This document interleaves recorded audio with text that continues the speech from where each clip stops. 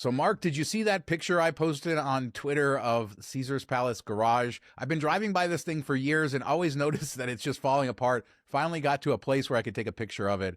As I said, it's starting to look like an actual Roman ruin. You know the best way to cover all that up? What? Put a screen on it. Go Harrah style. Yes, absolutely. Advertising to the freeway. Why haven't they thought of that? The only place that doesn't have a screen in Vegas.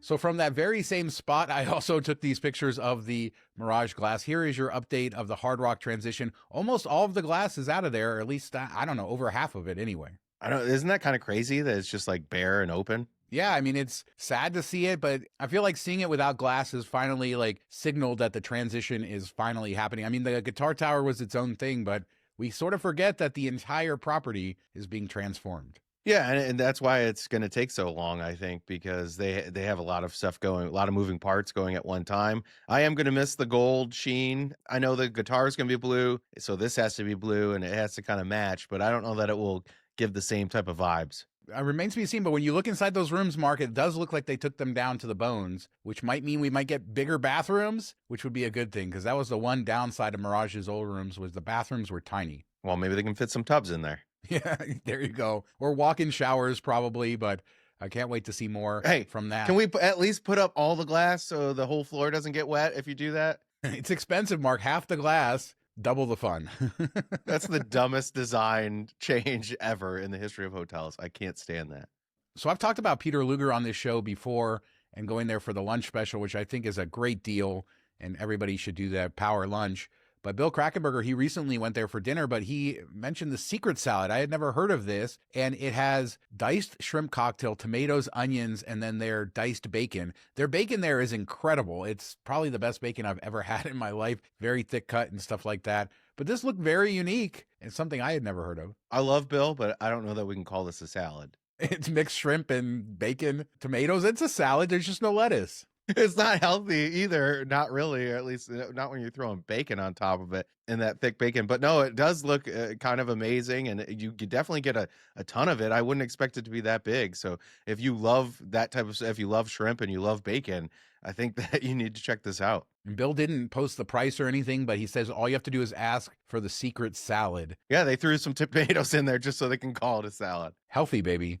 But is it healthy to ride in an autonomous vehicle? We don't know quite yet. I would say it probably is. And Zoox is the first one. And we've talked about all the ups and downs, but they were shut down last week for a mysterious reason. And they have now reopened. They didn't say anything. They won't say why they were closed other than software updates. But I think it was almost a week that they were down. Yeah, that's not the greatest thing. And I know there's going to be hiccups when you're just starting out in something new technology like this. You're going to have to work your way through it. But if a firmware update or whatever it was, if it takes this long and takes you offline, people aren't going to come back to you. Oh, I can't use this trip. Then you're going to forget about it your next trip. Well, it's a good thing that it's free and it's a limited thing. So I don't know that they're quite building the long-term customer base there. It had been very high demand during CES earlier times. I know Chris Holmes was saying that this week when it reopened, it was less busy. So people should absolutely go try it. It's free and open once again. Free if they're doing it. On the last show, we talked about our Patreon revamp. I'm not going to go into all the details there, but people asked, how does Patreon work? You subscribe over there. You get access via the Patreon app or website to all of our content, but you can also get a feed to add to your podcast player so you can listen to everything we do there. Patreon.com/MTM Vegas. Remember, you can join and get all access for $5 through February 8th, and then the prices are going up. So check it out there.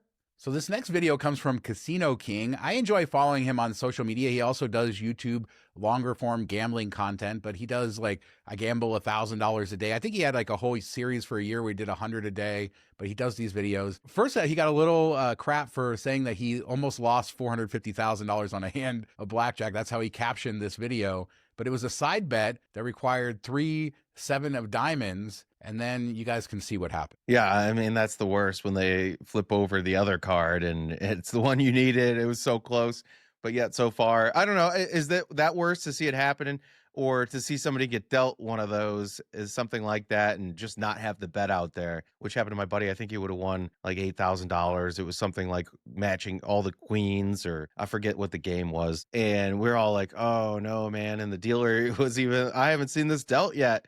And he got it dealt and he wasn't betting anything on it. Yeah, I mean, I think it would be worse to have the money on it to not have it, and then just to watch them flip the card. And you don't think about it too much, but the order that you flip the cards is seriously important.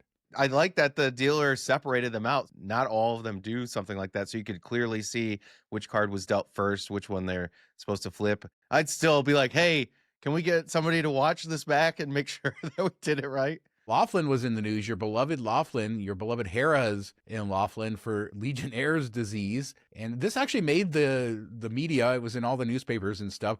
But one of the viewers of the show sent me the letters that they received. They had stayed there. And apparently this is the 5th outbreak in the last year. That's kind of scary. Just go to the beach. The beach is the big thing at there in Laughlin. So just hang out there, get a tiki drink, enjoy the beautiful river. We've talked about what was that hotel in New York City that had like all these outbreaks of it. And it's interesting that hotels do seem to have like this happen over periods of time. Yeah, the one in New York was really bad because they weren't telling people that it was an issue. And then you got there and they would say, oh, well, you can't take a shower. You can't do this. Don't brush your teeth with the water and all kinds of stuff. And, oh, if you want to move, we can move you. But they didn't give anybody any advance notice, which I think is kind of shady. So kudos to Caesars and Harrah's for sending this letter out to inform people. I'm sure they're legally obligated, but at least they did their part there. And I don't know, it just seems like this is something that shouldn't probably happen. I would imagine there's some type of water filtration that you can put in a hotel that would help with this or make sure that doesn't happen. I don't know. I just don't ever want to get it, Mark. That's all I'm going to say. But let's travel back in time to 1996, the Flamingo Hilton. And this commercial, Vegas Visual shared it. I remember this song. I remember the song from the commercial. I remember the exact commercial. And it's just another reminder that the 90s is the nostalgic old Vegas era. It doesn't feel like it should be, but it absolutely is. It's just amazing how every single promo video from the 90s feels exactly the same. Like it's all, you're like, this could be any of the Las Vegas casinos back then. It all kind of matches up and it's beautiful. I love it. I wish we got those more often. Remember when you used to go in the room and that would be on your TV, it would be on and it would be just the promo video playing over and over. And they all had custom jingles. Every casino had a jingle in their commercial, which I appreciate. And I notice now that we go look back to it. But this also gave me a reminder. You know, we talked about Carlos and Charlie's. I gave that update on a recent show, and that outdoor patio area and how it's in the middle of the gardens. I think that would be an incredible outdoor tiki bar. I don't know if they can with the contract thing with Carlos and Charlie's, but I think that would be a great addition if they could pull it off, or if they're allowed to, or even after the time frame is up, if they do it then. Because I think that's an underutilized area. Not a lot of people go outside there, and that would draw them out. It's a beautiful garden view, a cool, really cool experience. I should spend more time out there. I walk through all the time, and I rarely used to go out to the backside of Carlos and Charlie's. Yeah, I was just thinking how much I would enjoy that like more relaxed tiki atmosphere there. And then you have the beautiful surroundings. It's like the perfect space for that. And I don't know that Carlos and Charlie's ever used that patio quite as good as it could have been. So I don't know, but do you remember 1996? And it wasn't the Flamingo, Mark. It was the Flamingo Hilton, another quirky reminder of Las Vegas history. I feel like Hilton's been a part of everything in Las Vegas. This was the little Hilton compared to the big Hilton. When I would grow up, I never understood why there was a Flamingo Hilton and then a Las Vegas Hilton. Now I do. But Lunar New Year is coming up, Mark, and it is the year of the horse. And Four Queens, they have, I mean, Four Queens, they're the best, right? I mean, seriously, the best. 1,200 points to receive this collectible jeweled horse for the year of the horse. And I saw somebody in the comments on this thread said that they had gotten one already. This looks incredible. I know grandmas everywhere are pining for one. I mean, talk about 90s nostalgia. This feels like the loyalty programs of old where they used to give you things like this that you could earn. It was just like a really weird, kitschy thing, but people adored them. I kind of feel like they should have done something. You know, the Blanton's has the horses on top of the bottles and they spell out Blanton's so you can collect all the different ones. They should have had like different horses that spelled out like Four Queens that you could try to collect and then have this little mount that you could put it behind you. Oh, that would have been epic. I can just imagine some granny gamblers somewhere with their collection of silver strikes and horses and everything else that they hand out there. I love this. I mean, I love it. I think it's absolutely unique, and it's better than most of the crap that casinos hand out. Yeah, and most of the time you go there and it's something you could buy for $15 on Amazon or whatever. And this is something unique that you probably aren't going to find anywhere else. I love it. I think it's such a unique thing, and they keep knocking it out of the park of coming up with unique ways. And maybe it's just leaning back into the days of old, but that's what a lot of people are looking for. So I wanted to talk Las Vegas Advisor. We've talked about how we have an affiliate relationship with them. You can save 10% on a book with the code MTM, and the 2026 books are here. I just went and picked them up, and I don't know, there's thousands of dollars of savings in here, tons of it in downtown, 2-for-1 coupons, match plays. I'm going to go out into the city over the course of this year and do it. But I learned when I was talking to Anthony Curtis, had a great visit there. By the way, you can also pick up your books. It's right behind Rio, or they'll mail them, all that sort of stuff. It's $50 for a membership, $45 if you use our code. That does help support the channel, but I can't even imagine not saving at least 3 or 4 times that. Yeah, I think one trip and you could get your money back. And I've talked about in the past how I used to love doing that. Like the whole goal of one day of the trip was to maximize these. Hey, let's go to this casino, check out this deal, and let's go next door. They have this 2-for-1 drinks, 2-for-1 dinner, whatever it is. It's just a lot of fun, and it gets you to go into places you might not have otherwise gone into. And the coolest fact that I found out is they have not raised the price on this book since 1992. That's kind of amazing. It was really expensive back in 1992. Yeah, it was. So you can save a lot of money. It does help support the channel. Use code MTM. That is the best discount that we know that's available. 2026 books just printed. They're just out now. So you have tons of time to use them. It's the perfect time to pick one up. Yeah, and thank you to everybody that supports us by using our code when you grab that book. So I got super excited when I saw this. I didn't want to wait for another show. I got so excited, apparently, when I was just talking, I was blowing out my mic in Mark's ear. But this is a website that somebody set up, and I saw this from Summa Corp for Nevada Landing, and that is the hotel that used to be out in Jean, Nevada, across from Gold Strike, which is the other hotel that's being torn down. So this entire area is now, it used to have 2 casinos. It's completely gone. But they created a website like as if it was the 1990s, and you could book it, and it has all the restaurants, it has the casino, the entertainment on there, prices from that era, basically a complete recreation of Nevada Landing's site that probably never existed in the first place. But this is incredible.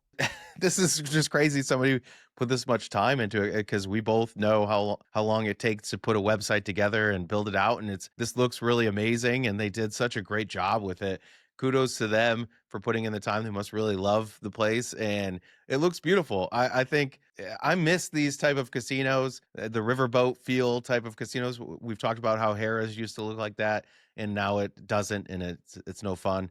So they need to go back to it. But also the one in Laughlin that's closed. I forget the name of it, but I wish that was open. I wanted to go in there so bad. The Colorado Belly is the one in Laughlin. But I have a great Nevada Landing story, so indulge me for a second. But back in the day when I was like, let's say between 18 and 21, and we wanted to do a little staycation, we couldn't go out to Prim because you had to be 21 to get a hotel room. But in Jean, they would allow you to get a hotel room at 18. So we stayed out at Gold Strike, but we wandered across the freeway to Nevada Landing for dinner at the coffee shop. And this was a coffee shop out of the old Vegas days, absolutely everything you would want, smoky, all that good sort of stuff. And we ordered our food, and then like an hour and a half went by, and we're sort of sitting there and nobody's coming, and our waitress we haven't seen our waitress in like 45 minutes. Finally, we go to the hostess and ask, and she's like, oh yeah, your waitress left, her house burned down. To which I questioned, where was her house? Did she live in Vegas, or where the heck did she live? I don't know, but I walked out and never got my food. So that was Nevada Landing. That's the most bizarre story, that they didn't give her service to anyone else. I hope everything was okay with her house, and nobody was harmed and all of that. But it's just crazy that you sat there for that long without saying anything. There was no Karens. Okay, it might have been 45 See? minutes. It was a long time, Mark. It was a very long time. And the whole moral of the story was her house burned down. So I don't know what happened there, but that was the kind of quirky place it was. And yeah, very old fashioned, old timey in the way that it all looked. You can see the pictures of all the restaurants on there. It's just what a great piece of history. We need more of this nostalgic website stuff. And let's close with this. The stats are in for all of 2025. We got the December 2025 stats from the Las Vegas Convention and Visitors Authority, plus the gaming stats. And yeah, the headlines write themselves. In fact, media has been all over this headline saying that Las Vegas visitation back to the early 2000s. I think we're down quite a bit. I think we peaked around 42 million, 35 million people for 2025, down 9.2% just from 2024. No matter how you slice these numbers, Mark, it's bad. Yeah, this is kind of crazy when you think about it because we've talked about gaming revenues being at record highs for years on end after coming out of COVID. And even this year it was down, but it was still really, really good numbers and numbers we didn't see before COVID. But there's way less visitors. I did a quick search. It was 42 million every year from like 2014 to 2019. I think the peak was 2016, but it was still like 42 million. And that's a big drop off to what we're seeing now. So I guess we've talked about them kind of catering to the higher end gambler, less people, but they're bringing in more money. So maybe we lost the everyman in the process. And that's what we see with pricing and everything else, the gouging that people complain about is they're still making it up just over less people. So maybe that's why they've been driving up prices because they have to do that. Yeah, and this is a significant drop no matter how you look at it. And we kind of knew this because the last few months hadn't been great. Gaming revenue hasn't dropped as much, but let's look at it. So visitor volume year over year. So now we're talking about for the whole year, not just an isolated month here, 7.5% down. Total occupancy down 3.3%, with midweek occupancy down 3.8%. So midweek is really struggling. The average daily rate down 5%, and the revenue per available room down 8.8%. So that is the amount of revenue taken in for every room in the market, and down 8.2% on the strip, down even more downtown. Total room nights occupied, so the amount of room nights down 5.9%. Very little positive here, other than you can look at gaming revenue for the Las Vegas Strip, basically flat for the year, where downtown was up 2.1%, the Boulder Strip up almost 4%. So gaming revenue didn't really go down at all, didn't really go up. Visitors, quite a few less came, and this is really the debate Vegas is going to have is, can we keep getting rich people to come and backfill our coffers, or are we going to actually have to bring normal people back? Yeah, and when you think about it, this is with Tropicana offline, this is with Mirage offline. So when we add in the guitar tower and the main building for Hard Rock, are we worried about rooms being filled? And there's been rumors, I know it's not on the show notes for this week, but I saw Las Vegas locally say Bally's has come out and said they're not building the towers. They're just going to focus on the store's frontage first. And that's kind of what we've been joking that they're going to do all along. That's probably a good idea if the numbers are off this much. How much harder is it going to be to fill rooms? Yeah, I did briefly talk about the Bally's thing on Monday's show, where it came in at like 1.15 billion, which is way too low. They do have the towers on there in the schedule, but yeah, they're starting with the theater and all the rest of the stuff. And I wouldn't be surprised, honestly, if we just see that part of the project happen and then not the rest of it. But this does have a huge effect on the future of Las Vegas. A lot of projects, a lot of dreams for the future of Las Vegas. And when you have times like this where you're seeing a significant drop, and one that went with a media narrative that was anti-Las Vegas, nickel and diming, and one that, remember, they had to do these big sales, the big deal 5-day sale, and all this marketing campaign and the new commercial and everything that they did, and they still came up 7.5% down. That says a lot. And they'll keep saying convention attendance is going to be better. We know international was down a lot, and they hope to recover from that. But I think the city probably has to have a conversation about what the narrative is and how do you get the normal everyday Joe back to Vegas. Yeah, that's what we see like with this gambling revenue. We don't see how it's split up between the actual hotels, the casinos. Is it all going towards like the Wynn and Bellagio's of the world? And are the mid-tier and low-tier properties really struggling to get people in the door? Is that where we're off by, several million people each year? Is that type of person's not coming to Vegas and spending their money in the Excalibur or Luxors of the world? So that would be really interesting to see like that type of breakdown, but we wouldn't get that unless we listen to earnings calls for everyone. So maybe we'll see that in the next couple months. Yeah, and Baccarat we've seen time and time again has either saved or hurt the gaming, but Baccarat has grown like insane, and that is a game where people, they tend to be higher bettors, higher gamblers to play Baccarat, more serious gamblers, and that's who the city is attracting. We knew these numbers were going to be bad. They're bad. Looking forward to next year, WrestleMania 42, Formula One, again, of course, the NFR. It's the 250th anniversary of the United States. Do you think people are coming to Vegas to celebrate? Let's hope that we can at least, 2026 could be a reset, because this year, now that we lowered the numbers so much, Mark, if we can just do a little bit better, it'll look good.